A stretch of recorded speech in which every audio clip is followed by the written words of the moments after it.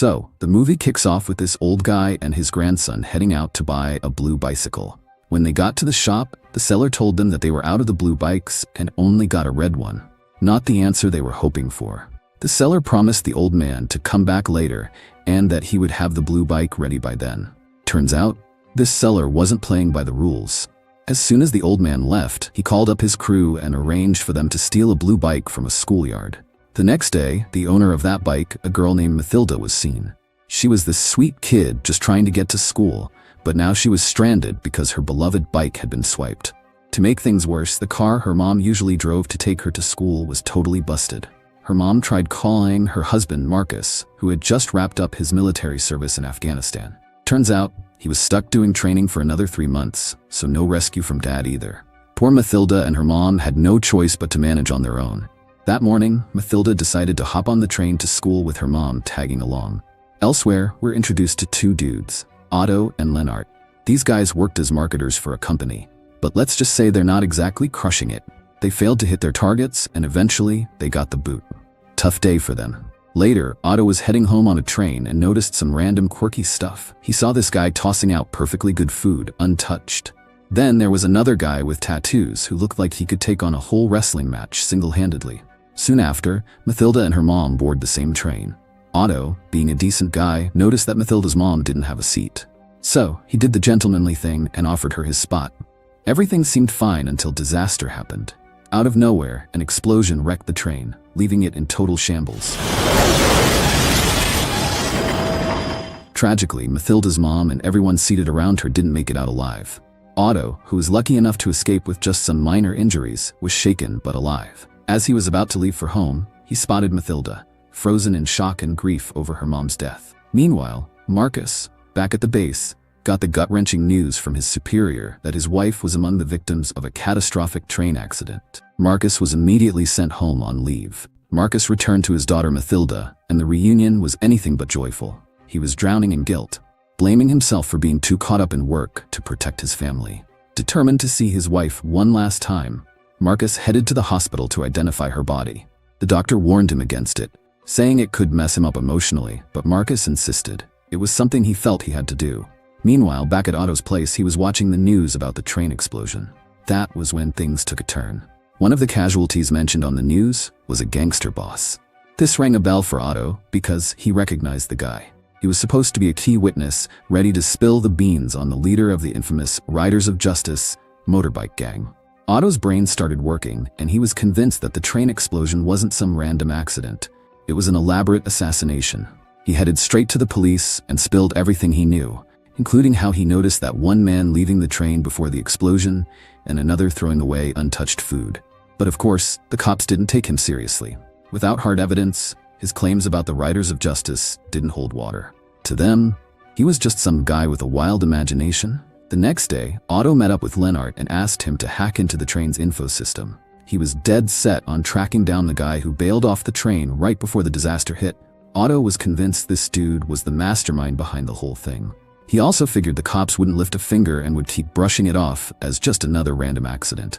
Meanwhile, Marcus and Mathilda were still majorly wrecked by what had happened. Neither of them could shake off the heartbreak, and moving on felt impossible. Marcus kept his feelings on lockdown, thinking it'd help Mathilda move past the incident quicker. But all it did was stir up tension between them, making things even tougher. Not long after, Otto and Lennart rolled up to Marcus's house. Marcus, a little caught off guard, asked how they'd managed to track him down. Otto shrugged it off like it was no biggie, saying Lennart's a whiz at hacking servers. He even let slip that through their little hack job, they found out Mathilda had a dad working special forces.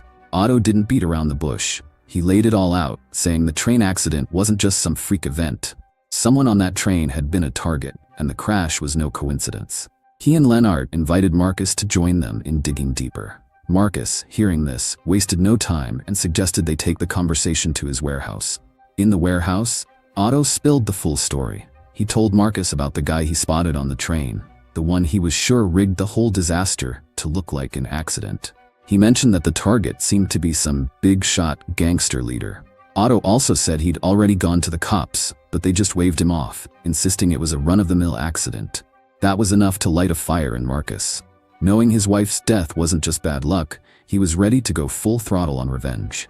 He pressed Otto and Lennart to ID the suspect ASAP. All they had to work with was a grainy CCTV photo, no name, no other details. So they decided to hit up a buddy of theirs who could run some fancy facial recognition software. The next day, Otto and Lennart met their tech genius pal, Emmentaler. He tried matching the photo with data on his computer, but no dice. It just wasn't clicking. Lennart, getting restless, told him to dial down the accuracy level to 95% to speed things up. Emmentaler wasn't too keen, saying the standard was 99% and lowering it might pull up the wrong people. But Lennart wasn't having it. He pushed Emmentaler to just do it. Eventually, Emmentaler caved and it worked. They found their guy. Turns out it was the younger brother of the Riders of Justice gang's leader. With this new intel, Otto became even more sure that the train explosion was a gang hit aimed at taking out the rival boss. Meanwhile, Marcus was losing his cool at home. It was late, and Mathilda hadn't shown up yet. When she finally walked in, Marcus found out she'd been hanging out with her boyfriend.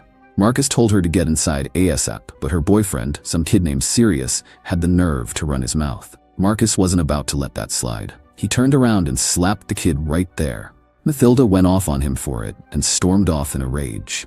Marcus could only apologize to her after the dust settled. The next morning, while Mathilda was getting ready for school, Marcus told her to bring her boyfriend over later so he could properly apologize. Not long after, Otto and his crew showed up at the house. They shared the ID of the guy behind the train disaster.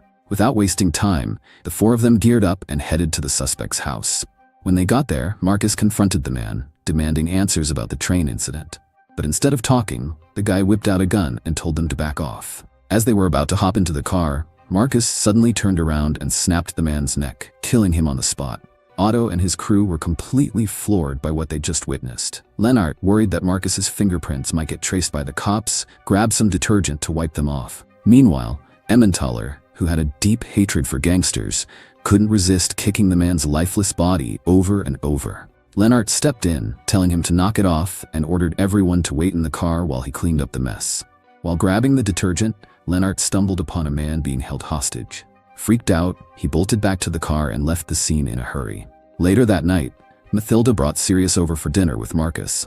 During the meal, Mathilda suggested that Marcus should see a psychiatrist, pointing out how his arrogance had been getting worse since the war and the loss of his wife. Marcus wasn't having it though. He flat out refused, saying he didn't need any of that. After dinner, Marcus headed to the living room and caught a news segment about the Riders of Justice. The gang was still out there, wreaking havoc and killing people without a shred of mercy. Watching this fueled Marcus's resolve. He made up his mind to wipe out every last member of the Riders of Justice. The next day, Marcus called Otto and the others for a meeting. He demanded all the data they had on the Riders of Justice members, saying he was ready to start hunting them down one by one. Emmentaler was all in, eager to help. But Otto wasn't so sure. He didn't like the idea of getting involved in what sounded like a full-blown massacre. Marcus wasn't taking no for an answer though, and Otto reluctantly agreed to help. They decided to head to Emmentaler's place to dig up the identities of the gangsters. Just as they were about to leave, Mathilda showed up unexpectedly. Otto panicked and hid, worried she'd be mad at him. He couldn't shake the guilt of knowing that giving up his seat to her mom had indirectly led to her death in the accident. Mathilda spotted Otto hiding and asked what was going on. Lennart and Emmentaler quickly covered for him, saying they were psychiatrists her dad had invited over, and Otto was just their buddy tagging along. Mathilda lit up, thrilled that her dad had finally decided to see a psychiatrist. Meanwhile, the hostage from earlier, a young guy named Bodashka, was being interrogated by the Riders of Justice leader. The leader demanded to know who had killed his brother and threatened Bodashka's life if he didn't spill the beans. Terrified, Bodashka blurted out that the killers kept mentioning Emmentaler's name. Back at Marcus's warehouse, the group decided to search for Riders of Justice members there to avoid raising Mathilda's suspicions. But the computer in the warehouse was ancient and couldn't handle any hacking. Emmentaler suggested they go to his house to grab his computer instead. The three of them rushed to Emmentaler's place, but when they got there, they spotted some Riders of Justice thugs keeping an eye on the house. As they tried to enter, the gangsters launched an attack.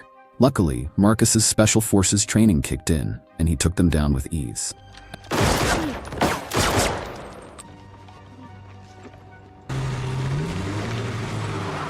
After the fight, they found Bodashka tied up in the gangster's car and decided to rescue him. When they got back to Marcus's house, Marcus told everyone to stay there for the time being.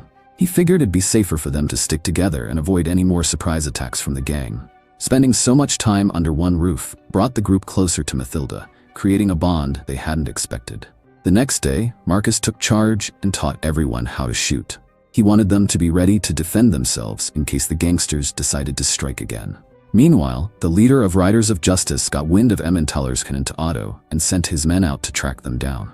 That night, Otto and Mathilda were hanging out, playing chess.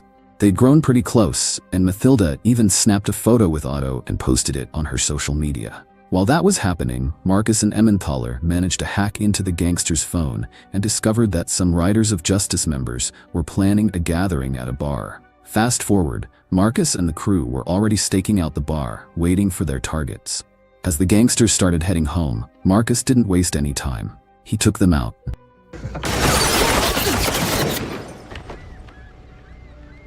Emmenthaler tried to help but couldn't bring himself to finish off one of the targets, so Marcus stepped in and handled it. The next day, while the Riders of Justice were regrouping, one of the gang members' daughters stumbled upon a social media post featuring Otto. Turns out, Sirius had uploaded it, and the gang member's daughter, who happened to go to the same school as Sirius, spotted it. On the flip side, Lennart decided to ask Bodoshka why he'd been held hostage by the Riders of Justice. Bodoshka revealed that his mother had sold him to the gang to work as a gigolo. Lennart then asked if Bodoshka knew anything about the train accident. Bodoshka said that everyone in Denmark knew about it, but he was in Germany with their suspect at the time of the incident. Lennart was floored. It turned out they'd been chasing the wrong guy all along, and the Riders of Justice had nothing to do with the train accident. After double-checking the computer, they confirmed they'd been barking up the wrong tree. They broke the news to Marcus, who was absolutely crushed. He realized he'd killed the wrong person, which had now put them on the radar of Denmark's most feared gangsters. Furious and disappointed, Marcus stormed into the bathroom and trashed everything in sight. Otto stepped in to calm him down. It turned out the man they were looking for was someone who worked at the train station, a Turkish guy living in Denmark. The train incident had been nothing more than a tragic accident. The next day, Riders of Justice gangsters showed up at Sirius's place, demanding to know where Otto and Emmenthaler were hiding. After being tortured, Sirius spilled the beans. Meanwhile, Marcus felt something was off and rushed back to his house, only to find the Riders of Justice attacking. He immediately got Mathilda to safety. Despite being shot, Marcus told Mathilda to hide in her room while he dealt with the attackers. He grabbed his weapon and started taking them down one by one.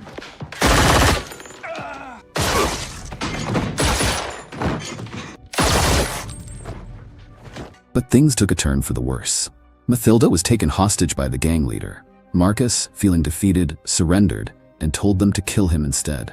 Just when it seemed like all hope was lost, Otto and the others showed up and took out the gangsters.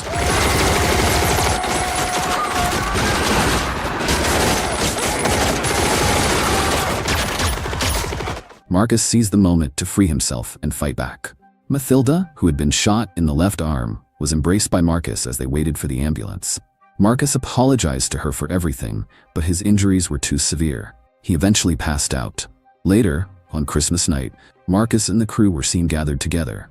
After everything they'd been through, Marcus and Mathilda now considered Otto and the others as family. Meanwhile, the old man from the beginning of the movie finally got the blue bicycle he'd been after and gifted it to his grandson. That bicycle, of course, had been Mathilda's, the very thing that set all these events into motion.